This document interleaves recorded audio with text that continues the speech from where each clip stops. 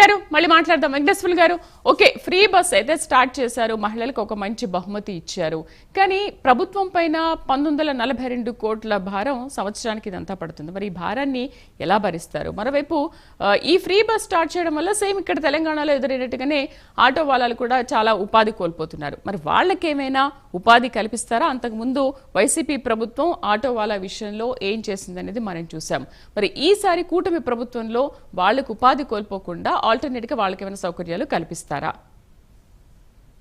100% అండి. ఇప్పుడు ఏ సెక్టర్ ఆ సెక్టరే పనిచేసుకుంటూ పోతుంటాయి. ఎప్పుడు కూడా ఇంతకుముందు బస్సులు ఉన్నాయి, బస్సులు ఉన్నప్పుడు ఆటోలు ఏం తిరగకుండా ఉండలేదు కదా, ఆటో ఎక్కేవాళ్ళు. కానీ ఇప్పుడు ఫ్రీ బస్ అనగానే మీరు చెప్పారు ఏం పని ఉన్నా లేకపోయినా వెళ్ళరు కదా, పని ఉంటేనే వెళ్తారు కదా అని. మీకు తెలియదా గత వెంకటేశ్వర గారు మహిళలు ఎలా ఉంటారో? జస్ట్ ఇప్పుడు ఇక్కడ నుంచి అక్కడికి వెళ్ళాలన్నా కూడా ఫ్రీ బస్ ఉంది కదా అని వెళ్ళిపోతూ ఉంటారు. ఆటో ఎందుకు మనకని అనుకుంటారు. మరి అలాంటప్పుడు ఆటో వాళ్ళు మిస్ అవుతున్నారు కదా ఉపాధిని.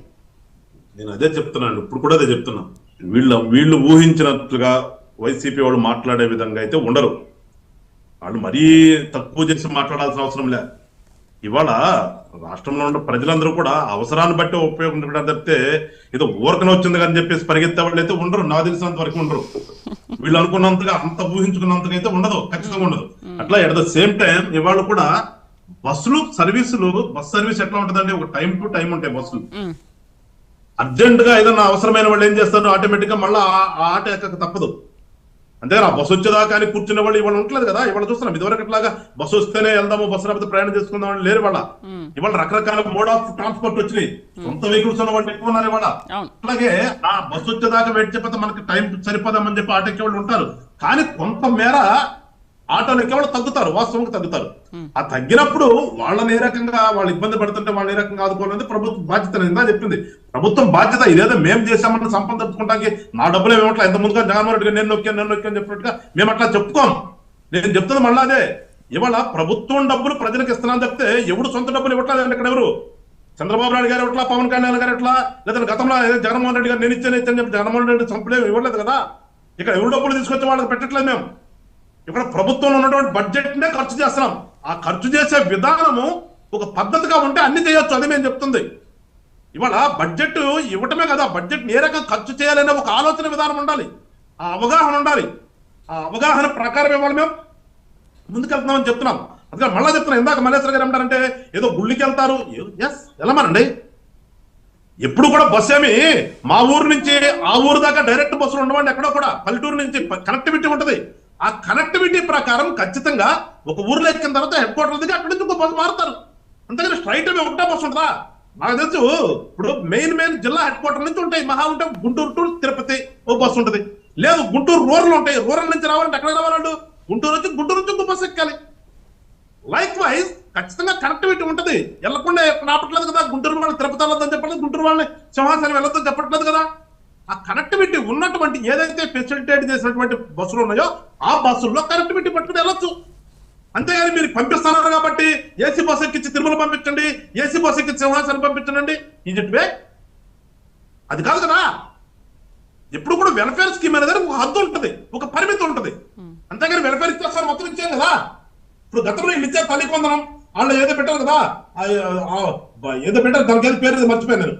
అందరికి ఇవ్వలేదు కదా. వాళ్ళు ఇంట్లో ఒక్కడికే కదా ఇచ్చారు, అందరికి ఇచ్చారా? ఇవ్వలేదు కదా. ఇప్పుడు మేము అందరికి ఇస్తాం. అట్లాగే ఒక్కొక్కసారి ఒక్కొక్క ప్రభుత్వంలో వచ్చినటువంటి ఒక్కొక్క పార్టీ ఒక్కొక్క విధానం తీసుకుంటుంది. వాళ్ళు ఏమన్నారు ఇందాక చెప్పారు, మస్తానా గారు కూడా మద్యపానం ఎత్తేసిన తర్వాత ఓట్లు అడుగుతున్నారు. చేశారు ఆ పని ఏమన్నా చేయగలిగారా? లేదు కదా. అట్లా ఒక్కొక్క పార్టీ ఒక్కొక్క విధానం ఎంచుకుంటుంది. ఖచ్చితంగా పార్టీ మేనిఫెస్టోలో పెట్టేటటువంటి స్కీములు ఏమైనా కానీ ఓట్ల కోసమే పెడతారు.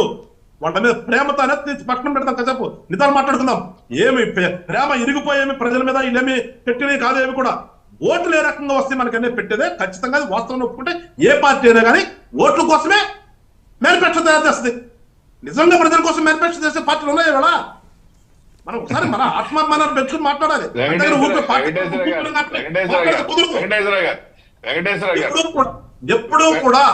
ఎప్పుడూ కూడా రాష్ట్రంలో ఉన్నటువంటి పరిస్థితులకు అనుగుణంగా ఒక పార్టీ మేనిఫెస్టోని పెట్టుకుంటే వెళ్ళాలి. దాంట్లో రెండు ఉంటాయి, కొంత ప్రజలకు ఉపయోగపడచ్చు, కొంత వ్యక్తిగతంగా మన ఓట్లు వస్తాయనే విధానం ఉంటుంది. ఉన్నప్పుడు దాన్ని ఏ రకంగా చేయాలి అనే విధంగా ఆలోచించుకునే ఒక పథకం వస్తుంది. ఇవాళ మేము కూడా పెట్టిన దాంట్లో ఒక 5 బస్సుల్ని 5 సర్వీసులు సెలెక్ట్ చేశాం. ఆ 5 సర్వీసులు ఎక్స్ప్రెస్ కూడా ఉన్నాయి. ఎక్స్ప్రెస్ ఎక్కొచ్చు, హెడ్ క్వార్టర్కి వచ్చిందా హెడ్ క్వార్టర్ నుంచి ఎక్స్ప్రెస్ ఉంటే వెక్కి వెళ్తారు. అంతేగాని ఏదో అన్యాయం చేసేస్తారు, ఎక్కడం లేదు, అన్ని బస్సులు తిప్పుతున్నారు, తిప్పలేదంటే సార్ అందుకని నేను తెలుసుకుని మాట్లాడండి, మీరు కూడా ఎత్తి మాట్లాడండి. అంతేగాని 5 మాటలు. సంపత్ గారు అమ్మా ఏదైనా ఇప్పుడు నిన్ననే స్టార్ట్ అయిందమ్మా. నిన్న స్టార్ట్ అయిన తర్వాత ఏదైతే ఫ్రీ బస్ స్టార్ట్ అయిందో ఒక 10 రోజులు కూడా చూడమనండి వాళ్ళని. చూసిన తర్వాత వాళ్ళకు కూడా లోటుపాట్లు తెలిసినప్పుడు మాట్లాడితే బాగుంటది. ఏం తెలుసుకోకుండా ఏదంటే అది మాట్లాడిందా మల్లేశ్వరి గారు మాట్లాడారు. ఆడవాళ్ళు బాగా ఇంట్లో గొడవ పడేదే ఎప్పుడో పోయే అన్నవరంకో లేదా శ్రీశైలం తిరుపతి గారు రోజు గొడవ పడేదే నగల కోసం అమ్మా. ఎక్కడి నుంచి తెచ్చేస్తాయి ప్రభుత్వాలు? కాబట్టి మీ కోరికలు తీరుతుందమ్మా. ఈ రాష్ట్ర ప్రభుత్వం తీరుస్తుంది. ఎంతవరకంటే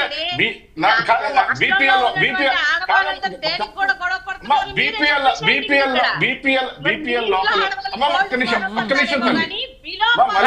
మస్తాన్ గారితో మాట్లాడాలి. ఇంకా ఒక్క నిమిషం అమ్మా, మల్లేశ్వరి గారు ఒక్క నిమిషం అమ్మా.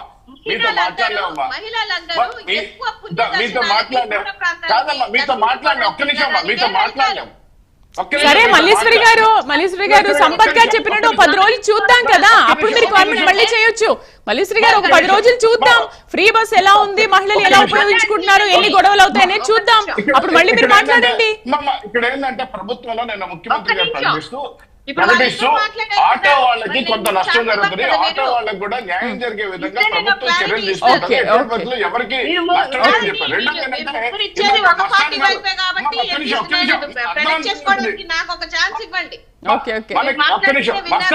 మస్తాన్ గారు మాట్లాడుతూ ఇందాక మస్తాన్ గారు చెప్పారు. మల్లేశ్వరి గారు మీకు ఇస్తాను 1 మినిట్ ఇస్తాను. సంపత్ గారు కంప్లీట్ చేయండి. ఇందాక మస్తాన్ గారు మాట్లాడారు. ఏదైతే పెన్షన్ విధానం ఉందో 4,000 రూపాయలు ఇస్తున్నారు, దానిలో చాలా మందిని తీసేయడం జరిగిపోయింది అని చెప్పారు. లేకపోతే ఇంకో విధంగా. అయితే దీనిలో స్పష్టంగా ఏంటంటే ప్రభుత్వం సీరియస్ గా ఒక గవర్నమెంట్ అప్పీల్ చేసింది. ఏదైనా ఉంటే స్వచ్ఛందంగా దొంగతనంగా తీసుకోవద్దు. నిజమైన ఎవరైతే నిరుద్యోగులు ఉన్నారో, లేకపోతే నిజమైన ఓల్డ్ ఏజ్ పీపుల్ ఉన్నారా, లేకపోతే అంగవైకల్యులు ఉన్నారా, వాళ్ళ మాత్రం పెన్షన్ ఇస్తా అని చెప్పేసి మళ్ళీ ఒక ఎంక్వైరీ చేసుకొని ఇవ్వడం జరుగుతుంది. కాబట్టి దీనిలో దొంగతనం లేకుండా నిష్పక్షపాతకంగా కరెక్ట్ ఎంక్వైరీ చేసుకొని ఇవ్వడం జరుగుతుంది. అలా కొన్ని అటు ఇటు ఉంటాయి. రెండవది అవన్నీ కూడా న్యాయం జరుగుతాయండి. ఇప్పుడు నేను చెప్తున్నాను కదండి, మీకు చిన్న ఎగ్జాంపుల్ అమ్మా. మీకు ఇంకా కొంత దీపం పథకం వీటిల్లో కొంత డిస్టర్బెన్స్ ఉన్నమాట వాస్తవం. ఆ డిస్టర్బెన్స్ కూడా అధిగమించుకొని చేయాల్సిన బాధ్యత ప్రభుత్వం ఆ దిశగా పయనం చేస్తుంది. అదే విధంగా ఇప్పుడు ఆర్టీసీ కూడా లేట్ అయింది అంటే, ఫ్రీ బస్ లేట్ అయింది అంటే దాని మీద రీసెర్చ్ జరగడం జరిగిందమ్మా ప్రభుత్వం. అదే విధంగా సంపత్ గారు ప్లీజ్.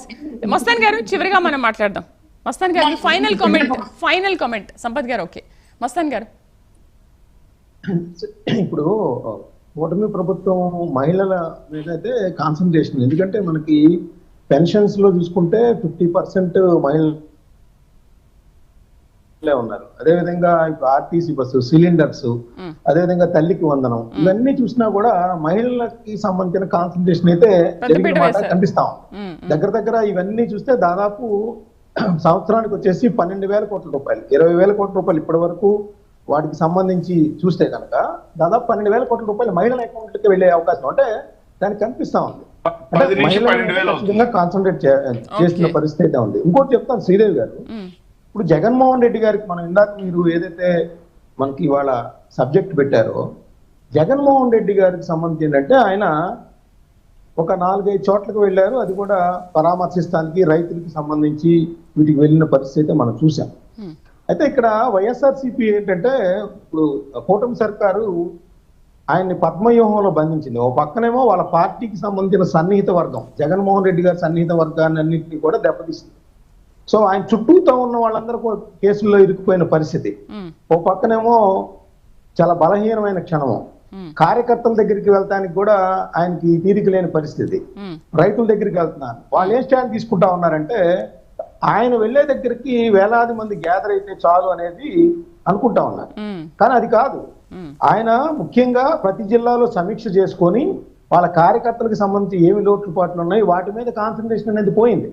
ఆయన కోటరీ ఆధ్వర్యంలోనే ఆ కోటరీ చుట్టూతానే తిరుగుతా ఉన్నారు. కాబట్టి నేను అనేది ఏంటంటే ఇప్పుడు చాలా సమస్యలు ఉన్నాయి. మల్లేష్ గారు చెప్పారు, ఇప్పుడు ఫీజు రియంబర్స్మెంట్ ఉంది, దానికి సూపర్ 6 హామీల్లో లేదు, కానీ చాలా వరకు పెండింగ్ ఉంది. కాలేజీలు కూడా ఇబ్బంది పెడతాయి, ఇవన్నీ హామీలు కూడా నెరవేర్చారు. ఇబ్బంది పడుతున్న పరిస్థితి ఉంది. సో అలాగే ఆరోగ్యశ్రీకి సంబంధించి అప్పుడప్పుడు కూడా 2 నెలలకు ఒకసారి రోగుల్ని ఇబ్బంది పెట్టే పరిస్థితి వస్తా ఉంది పేమెంట్స్ విషయంలో.